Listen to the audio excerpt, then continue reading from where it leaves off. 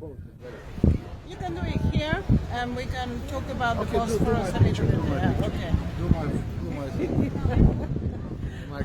Shalom, Hakan.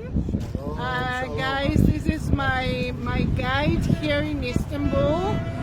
He came and showed me around. So we are actually amazingly in the Bosphorus, and he is going to tell us a little bit about this amazing strategic cross between Asia and Europe.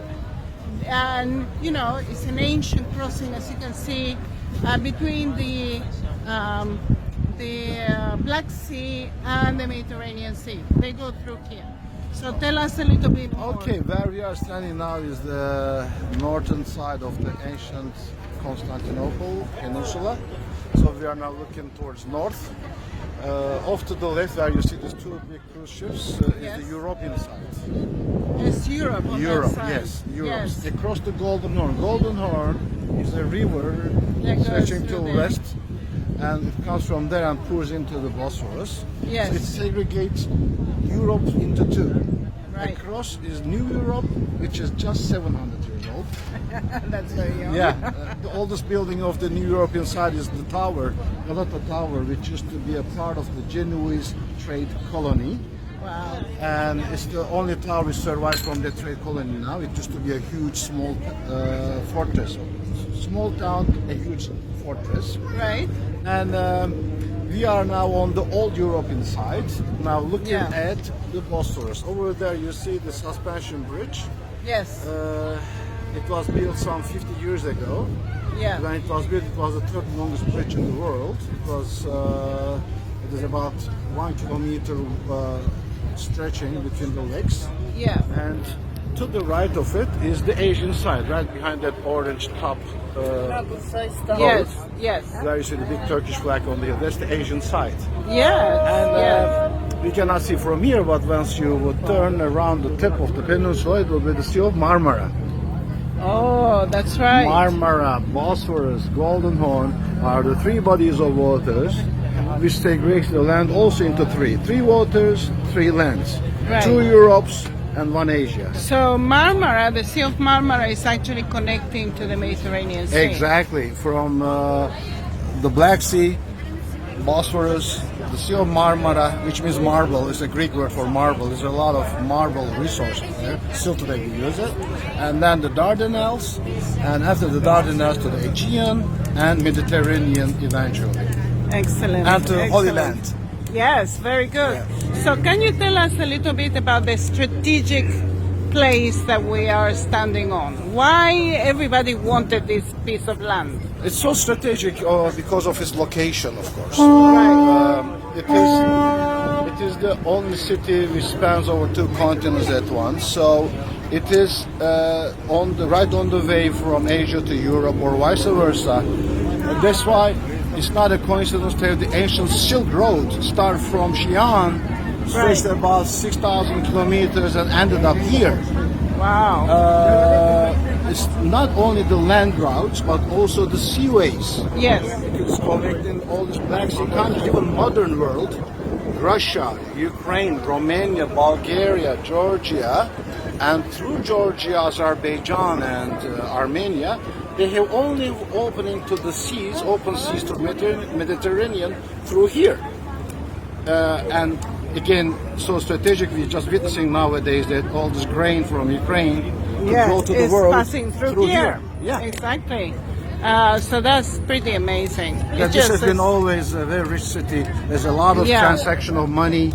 Yeah. There's always big trade, commerce going on here, import and Yeah. export. Yes. Makes the city, as it is still today, of Yeah. 20 million people.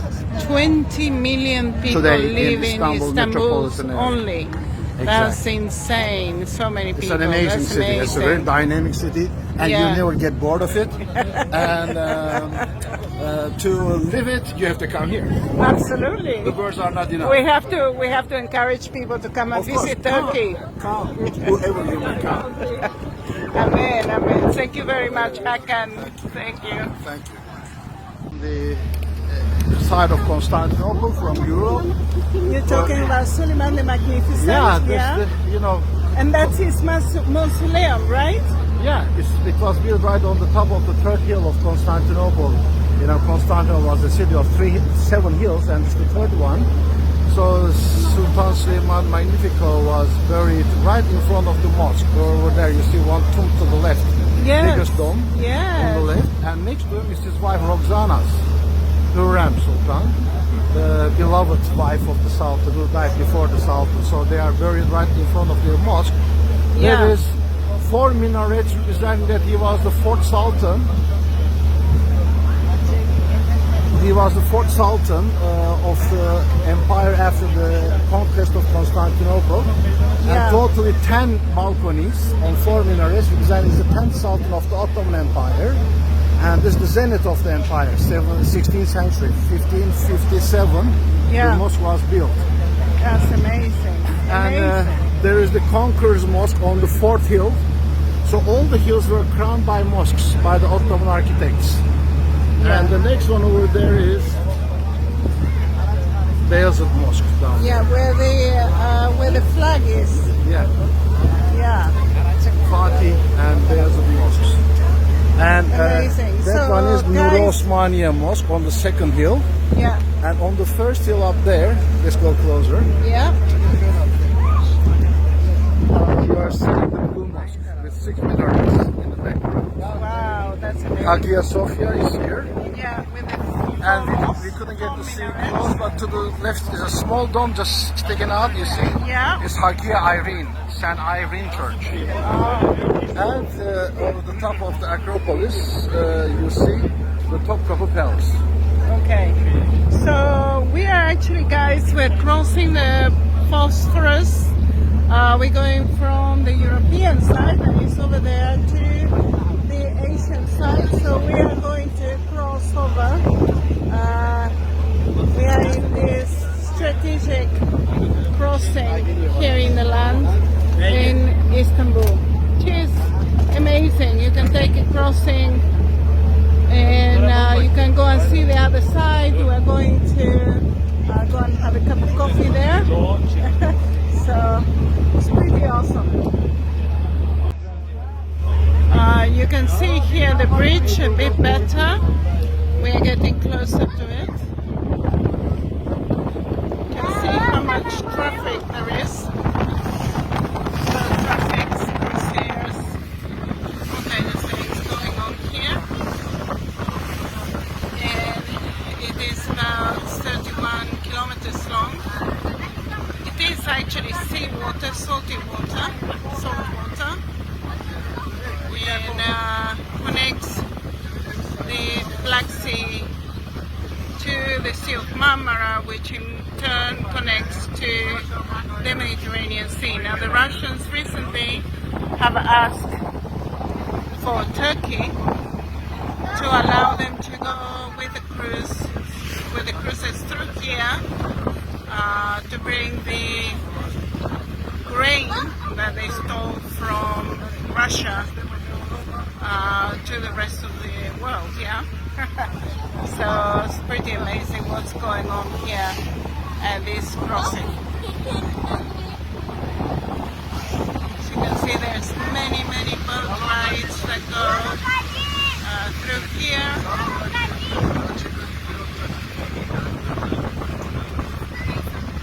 There are thousands of mosques here in Turkey. It's 97% Muslim, so it's really a Muslim country. But I would say, being here, it's a very liberal Muslim country. Even though I believe Erdogan wants to make it more religious, the people of Turkey are refusing to be more religious. So there is a percentage of population that are religious, the rest they're pretty liberal. The Muslims, but they're liberal, which is very good. So guys, we're on the other side now of the boat. I just wanted to show you the opening to the Sea of Marmara. Over there you can see the big boat going into the Sea of Marmara. And how wide is the Bosphorus? the widest part up north is 1,200 meters, and the narrows are 700 meters. Okay, wow. Halfway Bosphorus. But this is the opening of it. And can you tell us how deep this is? How is it that there's such big boats here? The deepest part is 100 meters, 110 some parts, but average 100. So it's truly a big fault. It's a fault under the water. Yeah, remember the big flood mentioned in the Old Testament? We know that it was due to a big flood from the Mediterranean Sea. Right. You know what happened at the end of the Ice Age? What happened? This Black Sea, like the Caspian Sea, was a lake. Yes. About 150 meters lower than the sea. Yeah. So when this gorge broke, when this fault broke, all the waters from the Mediterranean, they flooded into the Black Sea area, which is not far from the Ararat. And all these towns around the Black Sea, Black Lake, they went underwater. They submerged. Yeah. And many people rushed into the higher lands. Yeah. So maybe the big flood being referred in the Gilgamesh epic in the Old Testament is to that. Wow, that's amazing. This is a big fault. And there you see the Blue Mosque, the 6 minarets, Hagia Sophia, and the Topkapı Palace where the cupolas are. Yeah. So there's the old Europe, Constantinople. To the right behind the cruise ship is New Europe. New Europe. They call it New Europe, 700 years old. And there's the modern high-rises, like Manhattan of Istanbul. Yeah, it's another Istanbul. Manhattan of Istanbul. How exciting. Exactly. Amazing. So we're going to from the New Europe, we're going to Asia. Okay, we're crossing on the other side. I don't know if you can actually see Asia over there.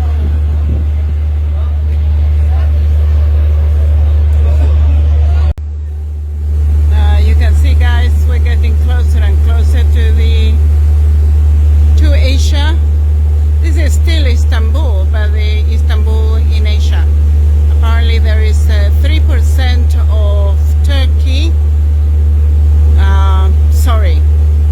3% of Turkey is in Europe and 97% of Turkey is in Asia. Yeah. So we are going to the Asian side of Istanbul.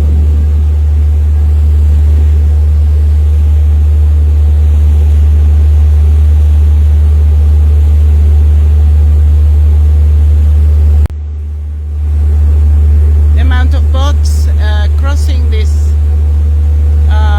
Bosphorus is pretty impressive.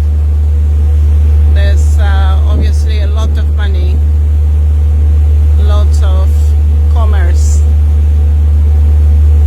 going in and out of it. And there is the Sea of Marmara. This is coming out to the Sea of Marmara here. And then it goes into the Mediterranean Sea.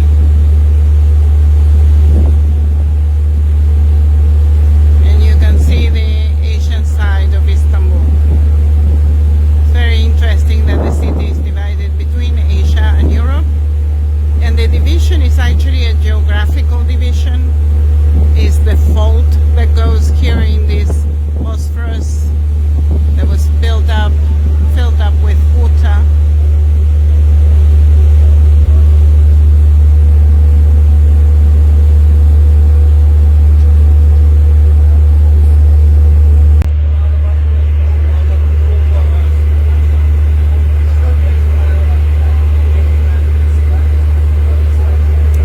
See many birds actually next to the water bridge. It's like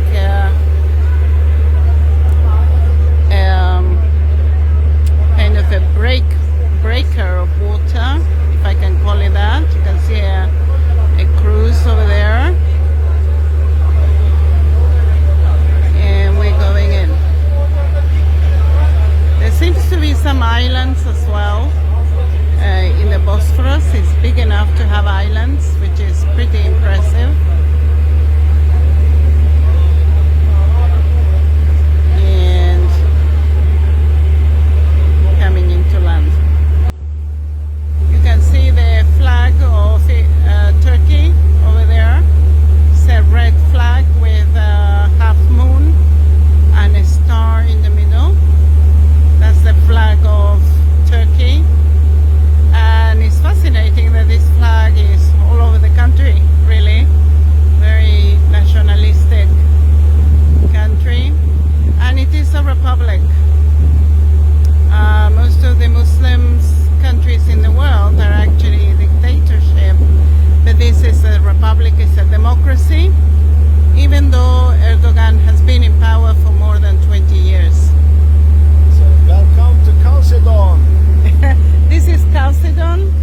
Chalcedon, the country of blind, to Bisas.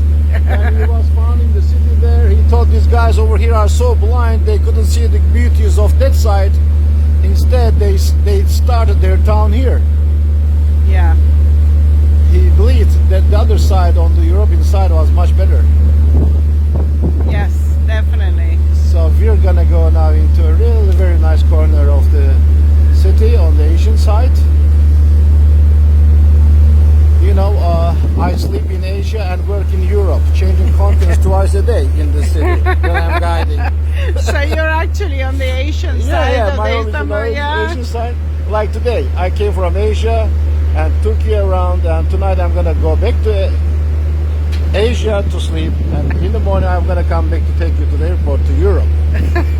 How crazy is this? Yeah, it's a funny city here. It is. It is an That one amazing over city. there is under restoration. They're almost finishing. What is that? That's the end of the railway from Asia. Remember the other one on the European side? Yeah. Orient Express used to come. Yes, And this one is the end of the Asian railway, that's amazing. Haydarpaşa terminal. But when they were restoring, even in the background, in the backyard, they hit a lot of ruins of ancient Chalcedon. A big basilica, some cemetery, even earlier structures from Hellenistic ages. Yes. So this is Asia already, Asian This is already side. Asian side. Yes. So we are docking now, Yes. and Europe is there. Europe is over there, yes. Pretty amazing.